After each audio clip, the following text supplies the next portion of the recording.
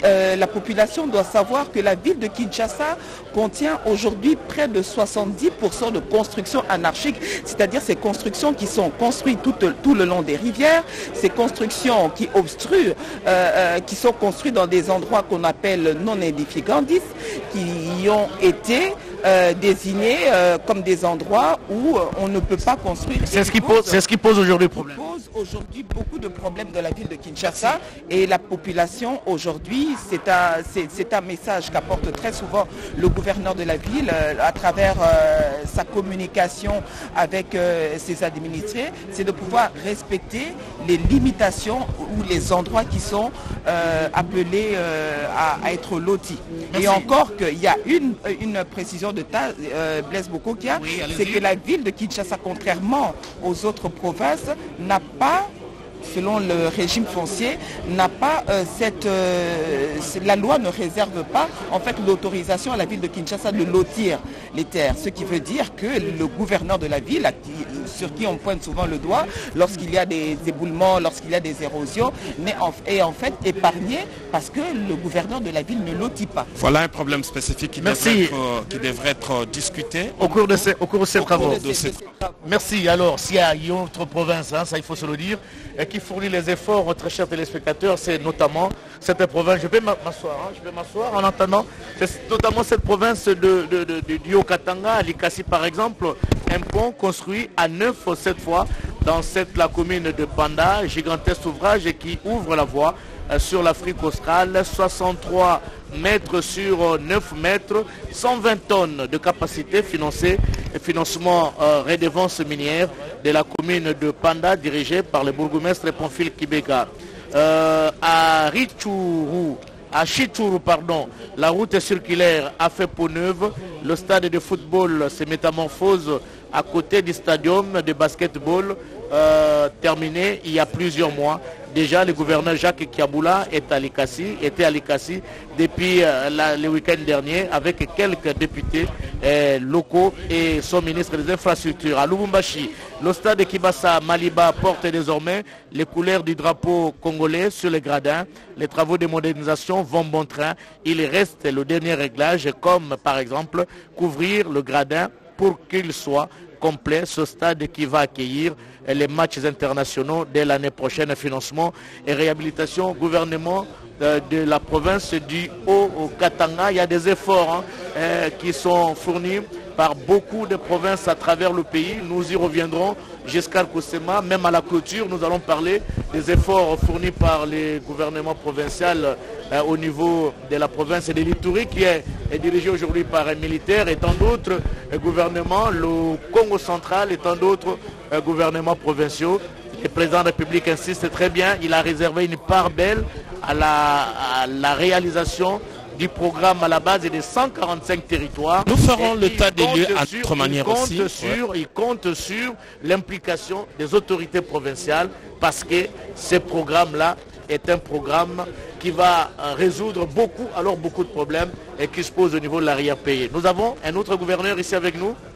Non, ce n'est pas un gouverneur, c'est le conseiller du vice-premier ministre et ministre de l'Intérieur. Excusez-moi, je vous ai pris comme ça. Conseiller du vice-premier ministre et ministre de l'Intérieur, oui. Vous savez, la conférence, comme vous avez suivi le modérateur. C'est le le rapporteur. Exactement. Oui. Et voilà, parce que vous étiez en train d'expliquer le mot du président de la République, que je considère, de mon point de vue, un mot interpellateur à ses représentants dans les différentes provinces, de pouvoir suivre de très près, en tout cas, l'exécution de ce projet de 145 territoires, parce que le développement doit partir de la base. Mais tout à l'heure là, les travaux vont commencer après la validation des mandats par le vice-premier ministre et ministre de l'Intérieur. On va s'éclater finalement en commission, les experts vont réfléchir, je fais partie de cette équipe des experts, nous allons nous éclater en commission. Et voilà, c'est après qu'on va apprécier d'abord ce qui a été dit à la conférence précédente, à la 8e conférence alors, à la 9e ici, de nouvelles recommandations seront données, évidemment pour envisager comment parvenir à ce qui est comme thème de la 9e conférence, ici sur le développement de 145 territoires. Et c'est alors, demain probablement, qu'on va présenter Ces recommandations... Vous n'avez que 2 jours. Hein? On n'a que 2 jours. Demain, on va clôturer bien entendu la session. C'est demain qu'on va présenter les recommandations en présence du président de la République pour qu'on envisage probablement la prochaine conférence, la 10e conférence. Et à l'occasion, on va choisir également le pays qui va accueillir. Enfin, la province qui va accueillir. Merci. Monsieur le gouverneur, monsieur le gouverneur, bonjour. Bienvenue sur ce plateau de fortune. Vous représentez la province du Congo central. Vous venez de suivre les discours prononcés par le président de la République, les discours d'ouverture, et il a réservé une part belle au programme de développement à la base avec les 145 territoires. Et une réaction à chaud? À chaud, c'est de voir que le chef de l'État a mis tout son dynamisme dans son speech, rappelant que le programme qu'il a mis en place, celui du développement par la base, par les 145 territoires, est le fondement même de la relance du développement de tout le pays. Parce que c'est un programme qui se base sur l'intervention au niveau local. Et donc, comme le thème l'a dit, le succès du programme des 145 territoires dépendra du renforcement de l'autorité de l'État. Et les deux ensemble, le troisième concept dans ce thème, c'est l'économie. Et donc j'étais heureux de suivre de nouveau le chef de l'État prendre la parole sur ce thème qui est un thème majeur. Mais ce que je peux retenir aussi, c'est la responsabilité qu'il donne au gouverneur de province dans le succès de ce programme. Ça veut dire qu'il l'a bien dit, les gouverneurs seront évalués sur base des résultats. Et donc voilà, on se sent redynamisé par le discours du chef de l'État qui a été tout à fait clair. Et le Congo central est concerné? Le Congo central sera bon élève. On est déjà en train de travailler et en ce moment, bien évidemment, les arrêtés pour la constitution de la cellule de coordination et de suivi des 145 territoires est déjà fin prêt. Et donc dès que nous rentrons au Congo central, à Matadi, nous lançons le programme des 145 territoires. Merci, monsieur le gouverneur. Giscard, merci. Oui, monsieur le gouverneur de province, il y a des problèmes qui sont communs à toutes les provinces, mais il y en a qui sont spécifiques. Alors, au niveau du Congo central, quels sont ces problèmes spécifiques qui devront être votre cheval de bataille avec des éléments, des indicateurs sur base desquels vous serez jugé finalement? Alors, vous allez avoir la primeur de mon intervention de tout à l'heure parce que c'est justement ça le but de l'intervention de chacun des gouverneurs, c'est un petit état des lieux. Sans vouloir entrer dans le vif de mon intervention, il faut savoir que, à part tous les problèmes qui vont être développés par les gouverneurs de province, je crois que notre collègue du Lualaba en a parlé un tout petit peu de manière générale, il y a la question sécuritaire. Mais si vous prenez la question sécuritaire, par exemple pour le Congo central, nous sommes l'une des rares provinces qui avons une nationale numéro 1. Et donc on est confronté avec cette nationale numéro 1 à un problème sécuritaire au niveau des accidents, au niveau des coupeurs de route. C'est un phénomène qui est nouveau. Mais aussi vous avez vu récemment avec la pluie diluvienne qu'il y a eu section complète de la nationale numéro 1. Et cette nationale numéro 1, c'est non seulement une question de souveraineté et de sécurité, mais aussi c'est une question hautement économique. Nous sommes la seule province qui avons 4 ports. Et donc la capitale dépend essentiellement de l'activité de nos ports. Et c'est ça qui fait que je pense qu'il va falloir très vite, comme le chef de l'État l'a dit, envisager la possibilité d'améliorer le transport, recourir ou relancer, réhabiliter le transport multimodal en ayant le courage, par exemple, d'avoir des autoroutes à plusieurs voies, de relancer la voie ferrée, d'utiliser la voie fluviale et la voie aérienne pour pouvoir renforcer les capacités de la capitale. Mais aussi, toujours du point de vue sécuritaire, nous sommes l'une des rares provinces, sinon la seule province qui avons une frontière liquide. Parce que nous sommes la seule province à avoir les 41 km de littoral. Et cette particularité de la province fait que nous sommes confrontés, par exemple, à la sécurisation de nos eaux territoriales. Merci beaucoup. Merci. Giscard, merci à monsieur le gouverneur. Mais Giscard, nous allons prendre le gouverneur de la province du Nord Kivu, le général Constant Ndimba. Vous dirigez une province sous état de siège. Vous venez participer à cette conférence de gouverneurs. Le président vient de prononcer un discours. Quelle est votre réaction? Nous sommes très satisfaits quand le chef de l'État fait mention du programme de 145 territoires.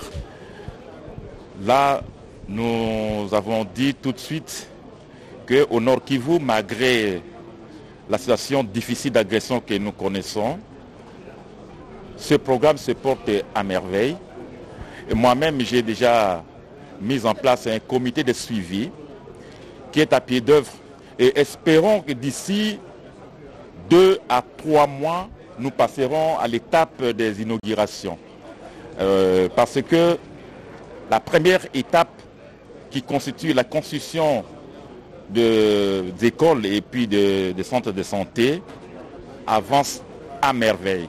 Avant de venir ici, nous avons fait une grande inspection à travers toute la province pour nous assurer de ce que nous disons à l'instant, que les travaux avancent aujourd'hui à 70%. Et je le répète, dans 2 ou 3 mois, nous passerons aux étapes dans des inaugurations. En général, au-delà des opérations militaires qui sont menées au niveau de votre province, parce que c'est une province qui est vraiment touchée par les affrontements avec l'agression rwandaise et les terroristes du M23, vous entreprenez quand même des actions, hein. Vous réalisez des projets de développement au niveau de la province. La RTNC est mieux placée pour parler de ça parce que nous diffusons ça au jour le jour. Vous continuez toujours cette lancée? Effectivement, n'eût été cette agression barbare sur notre province dans sa partie territoire de Rutshuru, du point de vue infrastructure, nous serons très loin. Et nous ne baissons pas les bras, malgré la guerre. Nous travaillons, nous nous y mettons en accomplissant tout ce que le chef de l'État, Félix Antoine Tshisekedi, est en train de nous recommander. Et nous venons de recevoir encore d'autres recommandations. Donc c'est à nous de mettre en œuvre et poursuivre jusqu'à la réussite totale. Maintenant qu'on a levé la sanction sur la vente des armes, vous en tant que militaire de formation, comment vous aviez accueilli cette nouvelle? Une grande satisfaction parce que cela va nous permettre la montée en puissance pour faire face à tout ce que nous connaissons aujourd'hui et surtout que nous soyons dissuasifs pour l'avenir. Merci, monsieur le gouverneur. Grand merci. Oui, merci. Alors, Blaise Bokokia, nous allons prendre le gouverneur de la Tchopo qui est avec nous. On sait que, madame, on a suivi le mémorandum de gouverneur de province. On a balayé les problèmes qui sont transversaux, qui sont communs à toutes les provinces. Mais vous, de la Tchopo, vous avez quelques problèmes spécifiques, n'est-ce pas? Vous savez, dans notre pays, toutes les provinces subissent le même sort. Toutes les provinces ont pratiquement les mêmes problèmes. Voilà pourquoi nous avions voulu le mettre ensemble, faire un mémorandum qu'on devrait présenter au président de la République, chef de l'État, Félix Antoine Tshisekedi Tshilombo, parce que nous savions que quand nous allons donner les états des lieux, il ne sera sûrement pas dans la salle, il sera déjà parti, mais il a fallu que nous puissions faire le résumé des problèmes que rencontrent toutes les provinces afin de lui présenter. C'est vrai qu'il y a d'autres qui ont déjà résolu d'autres problèmes, tels qu'à Kisangani ou dans la province de la Tchopo. Nous avons un problème très très sérieux d'électricité que nous déplorons à chaque instant parce que c'est un problème qui doit être traité au niveau national parce qu'à la province seule, on ne pourra pas trouver la solution durable. Le PL 145T est une réponse à certains des problèmes qui reviennent très souvent et le chef de l'État a dit que vous, gouverneur, vous avez l'obligation de résultat. Exactement, nous sommes très heureuses de voir que nous avons ce programme de 145 territoires. Mais quant à ma province, moi je veux dire que ça n'a pas encore commencé, ça n'a pas encore démarré. Et ça nous met un peu en mal de position parce que la population attend impatiemment que ce programme soit exécuté. Et nous, en tant que gouverneurs, le chef venait de le dire, nous sommes obligés de suivre la bonne marche de ce programme de 145 territoires qui est un levier pour le développement de notre pays. Et nous attendons ça impatiemment et nous demandons à la structure qui est censée travailler dans la Tchopo de commencer au plus vite que possible, tel que l'a dit le chef de l'État. Merci beaucoup madame. Nous allons alors poursuivre notre ronde. Nous allons passer les relais à Blaise Bokokia Sanza. Blaise, la gouverneure de la Tchopo s'est prononcée. Maintenant c'est le tour. C'est le tour de celui qui dirige la Caisse nationale de péréquation hein, dont le président venait de parler tout à l'heure. Pour réduire les inégalités au niveau des provinces. Et il a voulu qu'il soit ici pour qu'il soit Participer. présenté devant tout le gouverneur des provinces pour que les principes soient partagés par tous. Cette caisse, j'ai lu ce matin la Constitution. Cette caisse a été instituée pour justement réduire les inégalités au niveau des provinces. Nous avons les provinces qui sont plus riches et les provinces qui sont pauvres. Mais il faut réserver une quotité de 10% à mettre à la disposition de ces provinces qui sont par exemple pauvres pour qu'elles puissent se retrouver au même diapason que d'autres provinces. Vous allez vous y atteler avec équité? Merci beaucoup. C'est justement la pyramide renversée.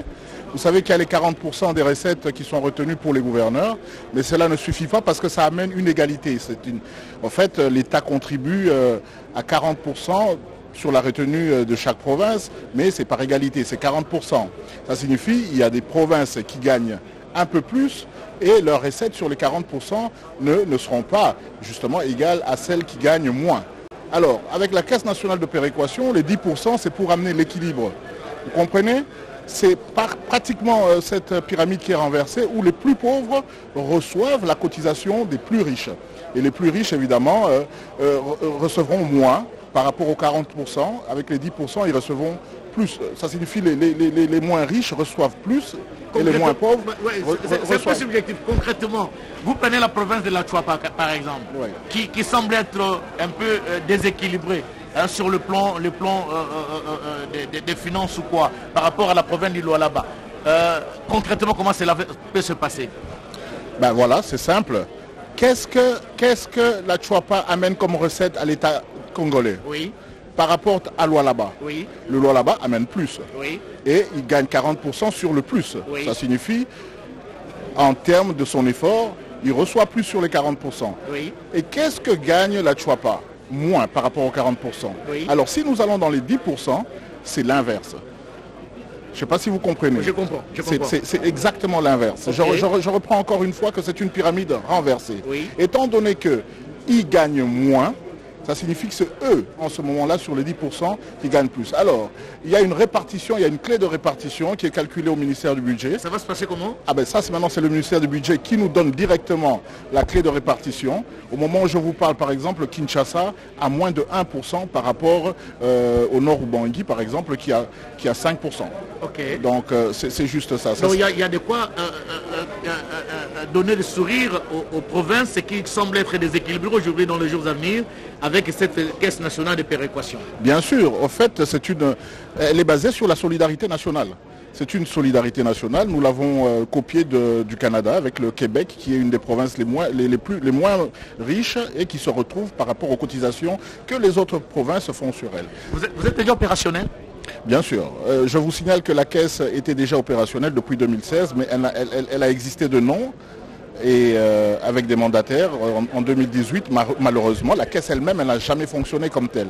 Donc c'est la première fois avec le chef de l'État, dans sa vision, il veut à tout prix que la Constitution soit respectée et que cette caisse puisse démarrer. Et c'est à partir de cette conférence des gouverneurs à Mbandaka que cette caisse nationale de péréquation va commencer. Un message aux différentes populations des différentes provinces qui vous suivent, surtout avec cette mise en applicabilité, si vous voulez, mise en application de cette caisse nationale de péréquation, qui est une véritable bouffée d'oxygène, ça il faut se le dire, pour les provinces les plus pauvres. Voilà, pour la population qui nous suit, ce n'est pas un rêve, c'est une réalité, c'est constitutionnel, c'est le développement à la base. Nous ne sommes pas le seul pays à avoir pratiqué la Caisse nationale de péréquation. La Côte d'Ivoire l'a fait depuis Houphouët-Boigny. La Suisse est en train de le faire, le Canada est en train de le faire et ça a marché. Donc nous allons copier nos amis pour que ce développement à la base puisse fonctionner et que cette solidarité et cet équilibre soient établis entre les différentes provinces. Merci. Merci d'avoir répondu à notre invitation pour nous donner l'éclairage, surtout sur le fonctionnement de cette caisse nationale de péréquation, tant attendue par les provinces qui sont un peu déséquilibrées sur le plan financier. Merci beaucoup. Merci, je vous en prie. Ah, d'accord. Nous allons prendre Mathieu Moudibangou. Oui. Les gouverneurs. Monsieur le gouverneur, bonjour. Bonjour. Vous êtes à Mbandaka pour participer à cette 9e session de la conférence des gouverneurs de province. J'ai dit que vous êtes Jean-Tini Ngobila, gouverneur de la ville-province de Kinshasa. Le président vient de prononcer son discours avec une part belle et réservée au programme de développement à la base avec les 145 territoires. Kinshasa aussi est concerné? Non. Pourquoi? C'est la programmation de l'exécutif national. Kinshasa n'est pas concerné dans les 145 territoires. Mais il y a quand même des actions entreprises par les gouvernements provinciaux. Beaucoup d'actions entreprises. Comme quoi par exemple? Dans le cadre de l'accompagnement de l'exécutif provincial, le gouvernement central a réalisé beaucoup d'actions, énormément. Dans les cadres, je parle des actions réalisées par les gouvernements provinciaux, monsieur le gouverneur. Bon, il y a plusieurs programmes, notamment les projets Tilé-Gelou, oui. Les projets 03 également. Ce sont des réalisations du gouvernement central pour accompagner donc, le gouvernement provincial de Kinshasa. Voilà. Ok, Mathieu Moulibango. Excellence, Nguma Mokonzi Kinshasa, eza kokuta na makambo maike ndakisa bozindi bwa bato e bakobenga le français inondation, ngala kobenga ndempela bato bazindi. Bongo manzila mikakatano biloko bya ndenge na ndenge. Linaka nini liye mokambia yambo Nguma Mokonzi Kinshasa, Jean-Tini Ngobila Mbaka azeko bongisa pona mansomana basila. Bon, likambo ya bato bazindi banzela ebukani bato bakufi eza mamingi ezali tant oreki sango wana na mardi ya tongo ya mardi tosali communiquer pour nous représenter d'abord la condoléance na ba famille éprouvée sima na yango tokendaki mbangu kotala esika nini nzela ya route nationale numéro 1 ebukanaki pe bisika wana bato 67 mokoka bato wana bakufaki. Alors makambo ya ba éboulement de terre, donc c'est-à-dire nzela ebukani, nzela c'est-à-dire érosion, nzela et katani ba couler de boue. Et puis bato bakufi boyi bato belé. Ezali makambo belé na kati. Na ko expliquer bino pour vous comprendre. Pambate boyebi mboka na biso pour na bato bayebi Kisasa te. Mboka na biso tozui indépendance na 1960. Tant tozui indépendance na 1960, tokuti bamindele batongi mboka plaine alluviale. Ils ont construit la ville entre deux collines. Alors, partie il y a nord, qui bien aménagé, bah tongi bah ouvrage à drainage, à Libongo, bah collecteur, bah caniveau, bah valoir, etc. Alors, partie à sud, bah tikagi en haut, bah bi kuna zali, bah zone non édificandi. C'est-à-dire, Sika bato bakui kotonga te. Bazon non édificandi, ils allaient belé. Na Kinshasa. Presque la commune Nyons. Tu as la commune Yangalema, tu as la commune Yamunga Fula Mobimba, tu as la commune ya Kisenso, tu as la commune ya Lemba, le quartier Vitamine, le quartier Mbanzalemba, tu as la côté université, ainsi de suite. Tu as la commune il y a Kisenso, sur le pente collinaire, Tongi Bandaku, et même si vous décidez de bisika, il faut planification Yamalonga.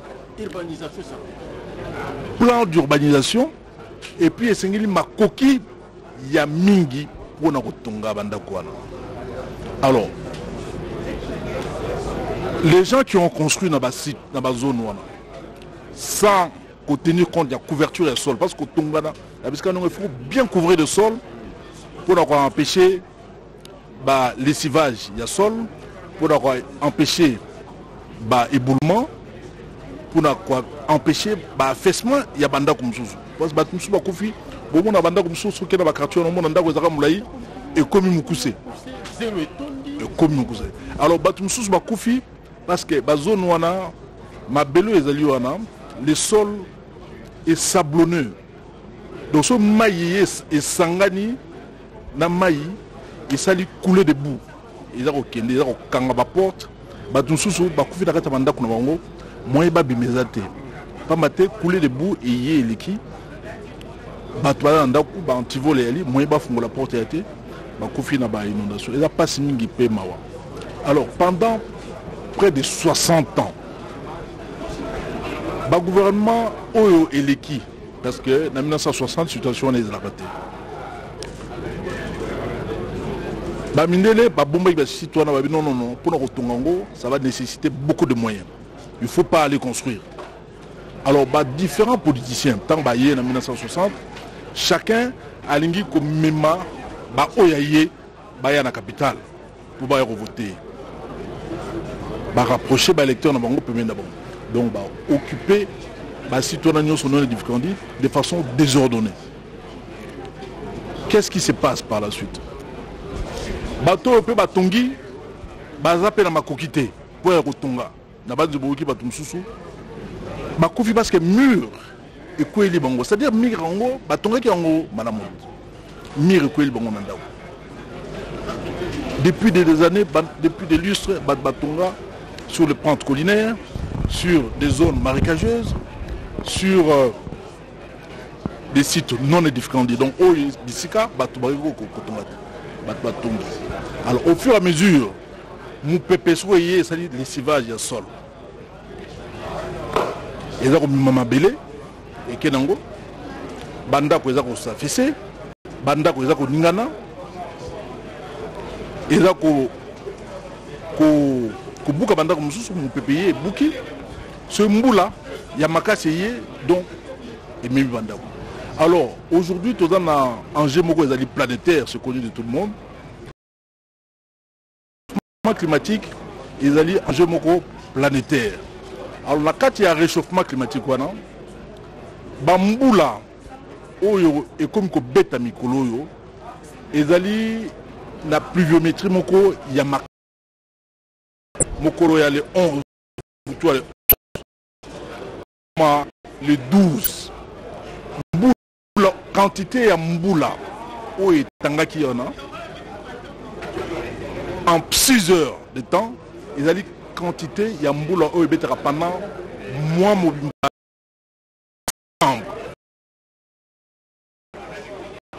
Donc d'accord ils allaient na construit en monté donc Azaki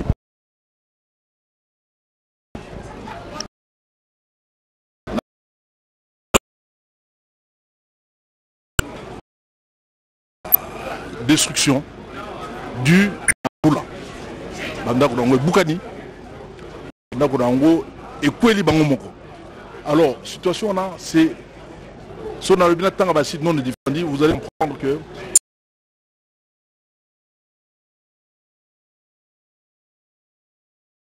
c'est près de 70%. Ça, nous avons des constructions anarchiques. Parce que les gens construisent sur des sites non édifiants. Ils ont construit sous des lignes de haute tension de la SNEL. Ils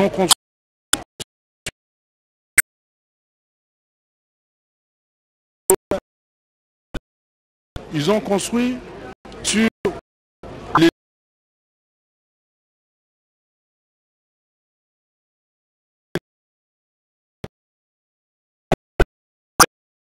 il y a rivière toujours la lingala na ko français parce que mon susu pour nous en français ils ont moi passé.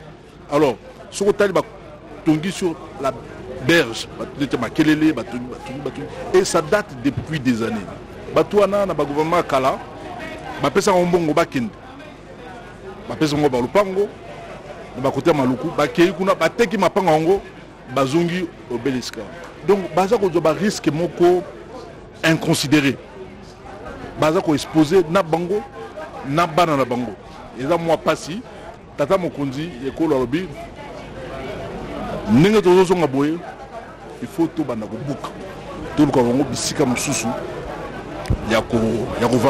Mais évidemment, c'est difficile pour un gouvernement de déplacer 70% de la population balunga bakele comme ça. Donc tout ça au fur et à mesure, malembe na ba bisika o ezali penza que non voilà bisiko yo il faut battre balunga pas battre mbula yo beta lobi parce que mbula okoro battre quantité ya mbula et rozanere nini ya solo excellence tali érosion oyi salamaki na matali bala et bukinzela bisika wana ezali na érosion te ezali route nationale hein gouvernement central appelle ça nzela wana na société au babengi Sopeko. Alors société on a basaka musala na nzela wana pe basaka entretien pe bazoka péage na nzela pendant que bazo sala musala mbula makasi ebeti e buki nzela pe ememi bato bakufi eza mabami mais tant que bato bakufi wana place wana ezali na érosion ya sika et salami et puis érosion pour na bato ba éviter ce sont des travaux d'envergure, ce sont des calamités qui sont de la responsabilité du gouvernement central. Alors, le gouvernement central, évidemment, les premiers ministres, le président de la Guité, Azaï Mobimbo, Moussei Misolo, sur instruction à Tata Mokonzi, et Bato, Bakundami, Nandenge et Kouki. Mais là, on a dans le Sabana qui s'aboue. Puis, on a demandé à Bandal, la bandal, depuis que tu as mis au sombo le bétier makasi au Ghana Kaluka Batbazindi depuis que tu as mis années 70 au Ghana Kaluka Batbazindi qui sont Batbazindi donc et le Kambouane ezali turpitude il y a biso moko ba congolais et puis non seulement population va envoyer des sites, va envoyer des terrains en complicité avec des services à l'État, notamment affaires foncières, mais le gouverneur de la ville est exclu totalement du processus de lotissement dans la ville. Nous ne sommes pas concernés. Donc, depuis la commande à Kinshasa, on a à centimètres mon côté à l'OPAN. Voilà, donc c'est une situation dramatique. Oye Sengeli, Misolo et Belé, pour déplacer partout, pour Bandasuko, pour ça là, autre benga réurbanisation, il y a Mbokanabisu. Nous allons faire Kinshasa pour été tout banda ko tunga ba ouvrage de drainage parce que ba ouvrage de drainage ba caniveau ba collecteur auto kutala sur la partie basse de la ville. À 1960, nous sommes 400 000 habitants. Sikoyo to plus de 15 millions d'habitants.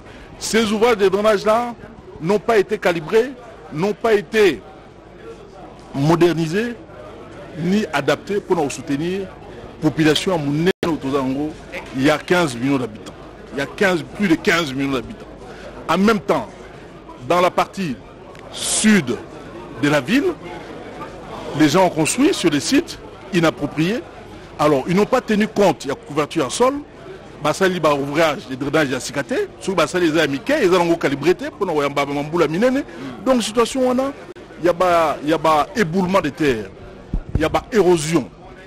Il a dû du fait que nous-mêmes nous avons occupé des pentes collinaires en dénudant les sols sans tenir compte de la couverture, tout dénuder les sols, tout tongi bandaku, tout tongi ba collecteur terre, il y a minene terre, tout tongi ba canivoté parce que biso tant de banamike toko sakana toko kota na ba collecteur il y a minene au telemi ata yo moto na plus de 1m80 euros tout à gros tout tourne ko tout à mais biso tant to tikali biso moko wa ko bana 1960 ba l'exception ba collecteur minene to tonga pona na ba caniveau minene pona ko memama ya mbula et kende vers le fleuve Congo. Donc Moussalana et Salamate depuis des années.